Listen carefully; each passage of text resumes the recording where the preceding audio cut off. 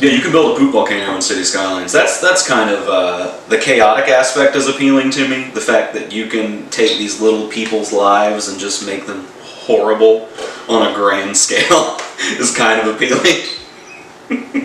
Well, in general, you get to be a general. Basically a mastermind of an entire city or civilization, if we're talking about civilizations here. I mean, building multiple cities, getting your economy up, making sure your trades are good and well done. Just the constant, you need to do this, you need to do this, you need to do this. It's basically, for me, it's like working in a kitchen, really. You know, it's like you need to do this, this, this, and this, and this. You need to have this prepared in order to have this going right. And I mean, hell, if it's a city builder with armies that you have to face against each other, all of your resources go to that army. It like you put up resources for your civilians. Yeah, you build them houses, whoop-de-doo, but they don't really do anything except gather resources for the army. And you know, building up the upgrades of the army,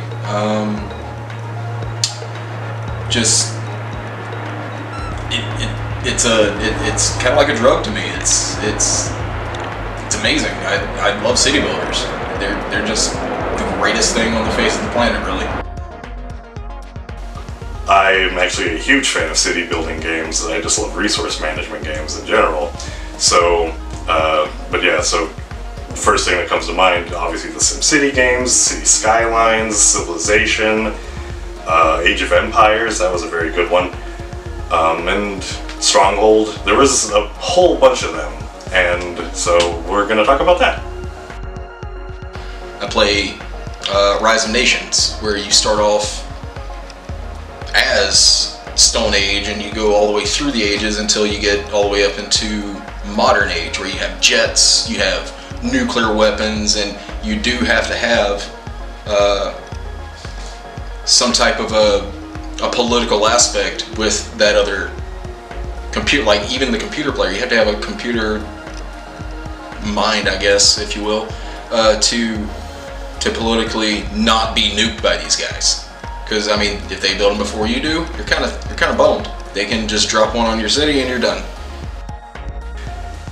You use those resources that it gathers from like the terrain around it, and then you use that to make more army guys, and then you go around and you have a lot of different options as far as that's concerned. Because like if you want, you can do a diplomatic, victory, and win via talking. Or you could do a military victory where you just wipe everybody out. And then you have like a scientific victory where you just leave the planet before everybody else. There's like several other ways you can do it, but most people just go with the military victory because it's like the fun one, because you get to nuke people by all means. That's really funny to do. You have another city over here. You just connect these two, but then you go over here and you befriend this guy, and now you have an empire going on to where you have an entire landmass instead of just your section. You have great trade, you have great resources coming in, your civilization as a whole is better. And being able to do that, it's like crack, honestly. I could play those games all day and night. I've actually done it for hours and hours and hours, like days straight, just playing these games. Age of Empires, again, if anybody hadn't played that one, basically think SimCity with, like, military. And you pretty much do the same thing. You build, like, a town, you have to, get all the infrastructure going. So, like, you have to make sure you have good trade routes and roads and all that stuff. And then at the same time, after you have enough like materials amassed, you're like, oh cool, now I can, build an army and kill those guys. Yeah, and I got started with those playing Warcraft, not World of Warcraft, just the Warcraft army builder, where you build orcs, or if you're a human, you build humans. And you fight humans, or if you're an orc, if you're an orc, you fight humans, if you're a human, you fight orcs. And that really just got me into it. Took a little hiatus there when I stopped playing that, and then I started playing Warcraft 2. And then from Warcraft 2, I found Age of Empires. And from then on, it's just been stepping up, stepping up, stepping up. City Skyline is basically SimCity as well, just a little bit, a little bit more crazy. You actually have to worry about like setting a bus route and a subway system, and you have to like get all those super granular things like set perfectly, otherwise you're just gonna hemorrhage money. Like for example, if you make a bus route and it's not a good route, you're just losing money without even trying. So that's City Skyline is definitely one of those, like, if you like city builders but you gotta want to get like crazy deep into it, that's a good one to go with. And games like that, I like to get all the way up to modern, to where I have a B-52 and it just flies over. It doesn't launch an ICBM, but it does still have nukes. So if that computer player has that AI system to where it's a shield, it blocks the ICBMs, but it does not block a plane dropping a nuke on your city. So I'm able to just go around that rule and lay waste and take what I want. And that's really why I like city builders. Everybody knows SimCity. That's a extremely common game. It's definitely not everybody's cup of tea though. But yeah, it can go like, build a city, make the roads, establish some trade routes, set the taxes, figure out what your imports and exports are if you get really deep into that stuff. Yeah, that one's, like, depending on which one you're playing, because like the earlier ones were very like simple, but then the later ones, they start getting like crazy deep into it that is completely optional, so you don't even have to do that if you don't care.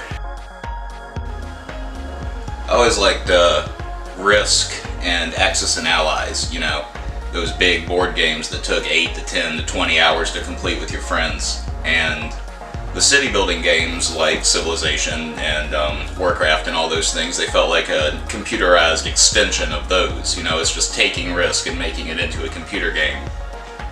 But what's interesting to me, as you look more and more into it, is that to me, city building games kind of disprove any sort of theory that nationalism is a good idea.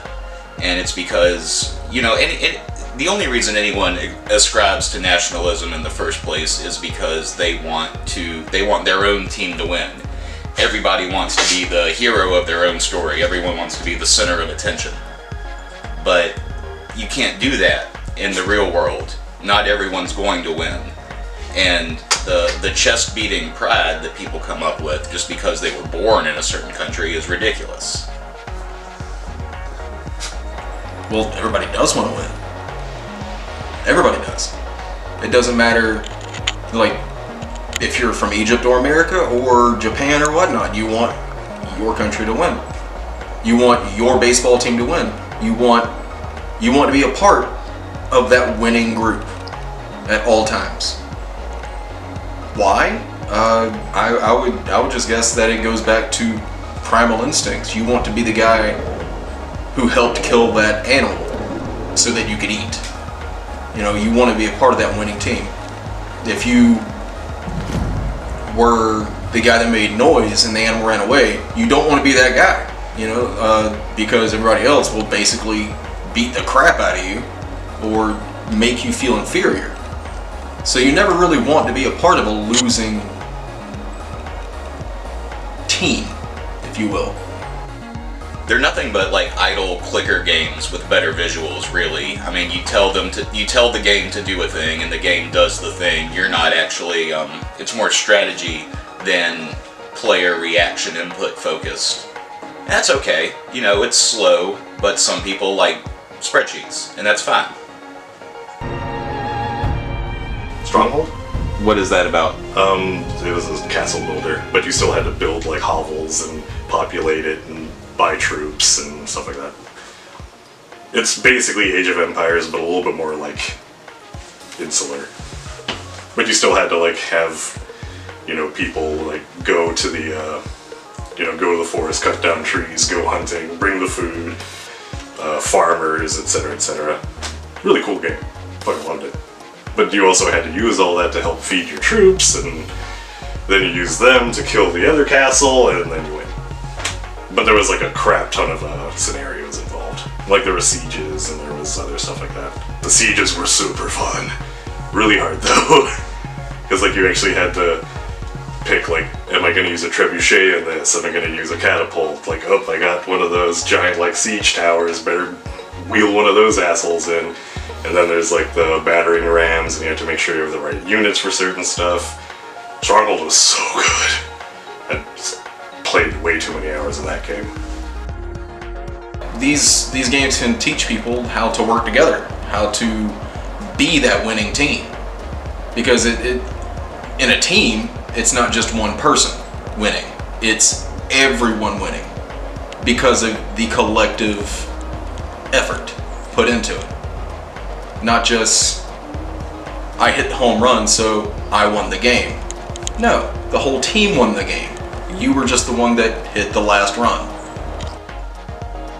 Nationalism is a sense of overwhelming pride in one's country, and perhaps to a certain extent some unnecessary pride. You don't get to choose where you're born. Any one of us could have been born anywhere in the world. The fact that I was born in America, the fact that you were perhaps born in the UK or Canada or Australia or Russia or Germany, none of that matters. That wasn't our choice. I didn't choose to be born here. I didn't choose to be born a male. I didn't choose to have brown hair and brown eyes. That's just all the luck of the dice. That's what happened. So with these games, you always are looking for what upgrades can I have to win? What can I do to make this a winning team? What can I do to make my country the best country? Or city the best city? Or, if you're playing Command and Conquer, and you play Nod, which are the bad guys. You're still going to be playing for the bad guys, but you want the bad guys to win because you're a part of that team. You want to be on the winning side at all times. That's just how it goes. And these city building games like Civilization, where you get to choose your nationality right out of the gate, it kind of shows that it doesn't really matter, because sometimes you may play as an American, but then the next time you're like, oh, well, I'll see what England's forces look like, so I'll play as England. Or you want to see what Egypt's military can be. Or you want to see what the Netherlands has to work with. And so you can be whoever you want, but every time you pick a country, you still try to win as that country. It doesn't matter about your own personal affiliation, because now you've self-identified as one of these other people. And if you can do that in a game, why can't you just do that in real life?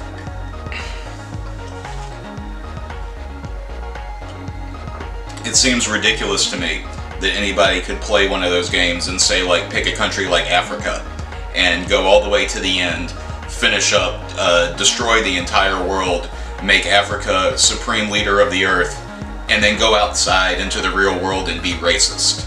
Like, how does that make sense?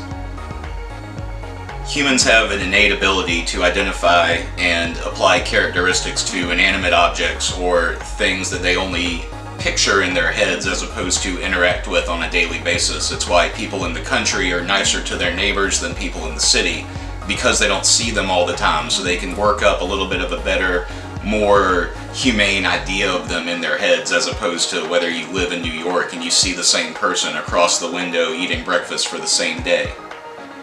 Why can't you look and see how it might be to be an Iranian, to be a Pakistani, to be someone that you're not, and then just maybe try to help that team win a little bit too? I mean, we're all players in the big game of Earth.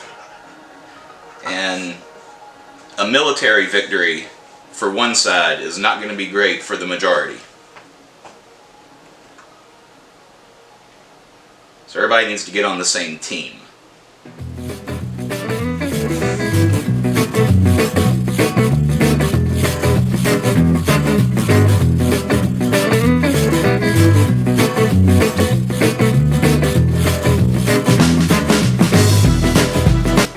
this get too preachy? I didn't want it to get too preachy. Games are fun, everybody.